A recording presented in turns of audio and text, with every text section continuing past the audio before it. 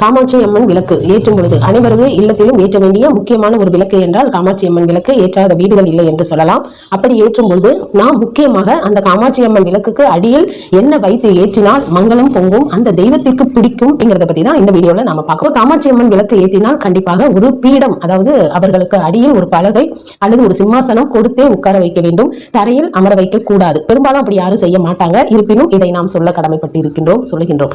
அப்போ அந்த பீடத்தில் உட்கார வைக்கும் பொழுது அதற்கு முன் நாம் என்ன செய்ய வேண்டும் என்றால், அதை சுத்தம் செய்து, இப்போ ஒரு பலகை எடுத்துக்கிட்டீங்க அப்படின்னா மணப்பலகையை நன்றாக கழுவி துடைத்து அதற்கு முதலில் பச்சரிசி மாவை அதன் மேல தூவி, அடுத்ததாக பச்சரிசியை ஒரு கைப்பிடி அளவு அதில் வைத்து, அதற்கு மேல் ஒரு வெற்றிலை வைத்து, அந்த வெற்றிலையின் மேல் கொஞ்சமாக மஞ்சளை ஒரு உருண்டையாக, அதாவது விநாயகர் போல அல்லது உருண்டையாக பிடித்து அதில் வைத்து அதன் மேல் காமாட்சி அம்மாவை உட்கார வைக்க வேண்டும். நெய் ஊற்றி தீபம் ஏற்ற வேண்டும்.